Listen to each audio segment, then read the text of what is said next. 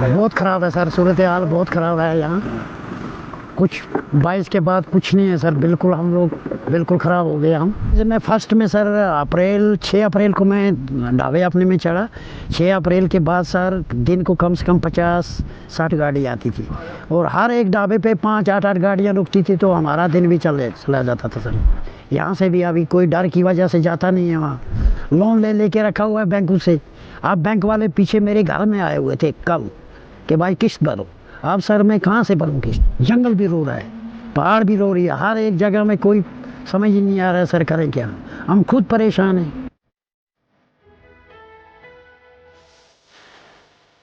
पहलगाम आतंकी हमले में 26 पर्यटकों की मौत के बाद कश्मीर में सुरक्षा कारणों से 48 प्रमुख पर्यटन स्थलों को बंद कर दिया गया, जिनमें गुरेज घाटी भी शामिल है। इस फैसले से सबसे अधिक प्रभावित वह छोटा ढाबा मालिक हैं जो हर साल गर्मियों में आने वाले सैलानियों पर निर्भर रहते हैं। गुरेज बांदीपुरा रोड पर एक ढाबा चलाने वाले 38 वर्षीय तारिक अहमद ने बताया कि मैंने इस सीजन के लिए 2 लाख रुपए उधार लिए थे। अब हालात ये हैं कि दिन भर में 50 रुपए भी कमाना मुश्किल हो गया है। गुरेज घाटी जो हर साल लाखों सैलानियों को आकर्षित करती है, आज वीरान है। खाली कुर्सियां और ठंडे तंदूरों के बीच खड़े तारिक कहते हैं कि पिछले साल इस समय तक 200 ग्राहक रोज आते थे, अब कोई नहीं आता। तारिक का दर्द सिर्फ आर्थिक नहीं, भावनात्मक भी है। उसका कहना है कि उसके घर में 5 बेटियां हैं।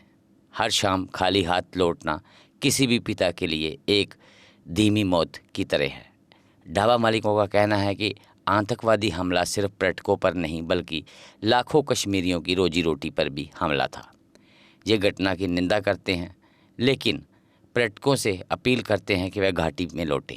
राजधान पास के पास ढाबा चलाने वाले शबीर लोन कहते हैं, हमने महीनों से तैयारी की थी, अब सब बर्बाद हो गया। ये सीजन होता है जब हम पूरे साल के लिए कमाई करते हैं। वहीं प्रशासन का कहना है कि घाटी को एहतियात के तौर पर बंद किया गया, लेकिन धरातल पर इसका असर बेहद गंभीर है। छोटे ढाबा मालिकों के पास ना तो कोई बीमा है, ना ही आर्थिक सुरक्षा। तारिक की आंखों में आंसू छलकते हैं। वह कहते हैं, सुरक्षा जरूरी है, हम मानते हैं, लेकिन हम यहाँ भूख से मर रहे हैं, ना कि गोलियों से। गुरेज की सड़कों पर पसरा सन्नाटा आज उस उम्मीद को दर्शाता है जो वक्त से पहले ही दम तोड़ चुकी है।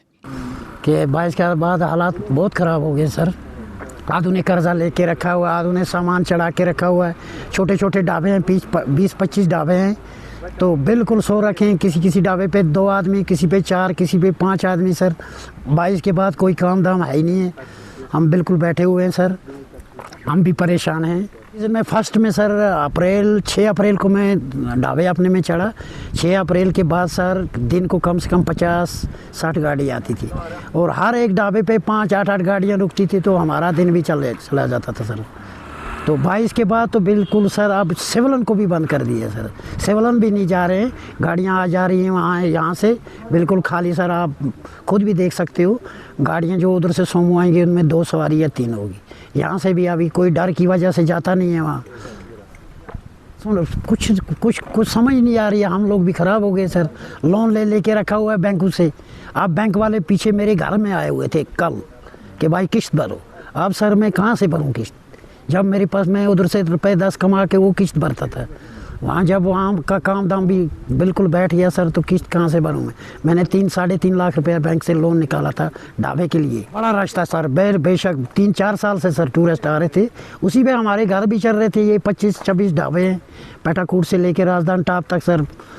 सब ढाबों पर 2-2, 3-3 आदमी अपना रोज़गार वेंटर का मतलब कर लेते थे, कोई उधार नहीं लेते थे। आप जैसे सोचा कि इस साल 100% टूरिस्ट गुरेज में आएंगे, इस वजह से हम लोगों ने लोन निकाल के तो सामान लेके डंप कर दिया। अब सर ना यहाँ के रहे तो ना वहाँ के सर, अब कुछ है ही नहीं है सर। यही मुतालबा करते हैं सर, कश्मीर में हालात बिल्कुल फिट हैं, अच्छे हैं। टूरिस्ट को मत बंद करो, छोड़ो, हमारे गरीब लोग भी बचेंगे और क्या सर। उससे उनसे रिक्वेस्ट कर रहे हैं हम लोग, गरीब आदमी, हमारे गरीबों का भी सोचो कम से कम सर। बिल्कुल रिश्ता कट रहा है, वो अब कट रहा है सर। 22 से तो कट ही गया समझो सर। 22 से बिल्कुल शमशान। देखो सर, जंगल भी रो रहा है, पहाड़ भी रो रही है, हर एक जगह में कोई समझ ही नहीं आ रहा है सर करें क्या। हम खुद परेशान हैं, खुद दिमाग हमारा घूम गया है कि हम क्या करें, अब जाएं कहाँ। एशियन किड्स बड़ी ब्राह्मणा आपके बच्चों के लिए है एक परफेक्ट चॉइस, क्योंकि यहाँ आपके बच्चों को मिलेगी सेफ्टी के साथ साथ क्वालिटी एजुकेशन। यहाँ आपके बच्चों को मिलेगा एजुकेशन के साथ साथ टॉयज के साथ खेलने का मौका, यानी फुल मस्ती और पढ़ाई भी। साथ ही आपके बच्चे को दिया जाएगा बड़ी LED स्क्रीन के साथ एक्टिविटीज करने का मौका, क्योंकि एशियन किड्स स्कूल में बच्चे नहीं होते हैं बोर। यहाँ आपके बच्चों को करवाई जाएगी इंडोर स्विमिंग पूल में बोटिंग, जबकि एयर कंडीशनर क्लासरूम में बच्चों का मन रहेगा बिल्कुल फ्रेश और तनाव मुक्त। पढ़ाई के साथ साथ बच्चों को खेल गतिविधियों में भी एशियन किड्स करता है शामिल, ताकि बच्चे हर क्षेत्र के लिए रहें तैयार। यहाँ हम मात्र आपके बच्चों को एजुकेशन ही नहीं देते, बल्कि उनके हुनर को भी पहचान देते हैं। रंगारंग कार्यक्रम और बड़ा इंडोर ऑडिटोरियम जहां होती रहती हैं कई प्रकार की एक्टिविटीज।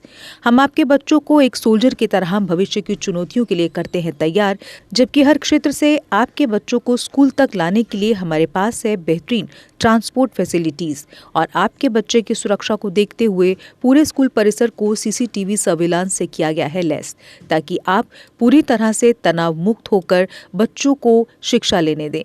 तो फिर किस बात की है देर, आज ही एशियन किड्स में विजिट करें, क्योंकि हमारे यहाँ एडमिशन ओपन हो चुके हैं और लिमिटेड सीट्स ही अवेलेबल है। हमारा पता है Asian kids near Bharti public school, Bari Brahmana. Mobile number 7006135171 9149725087।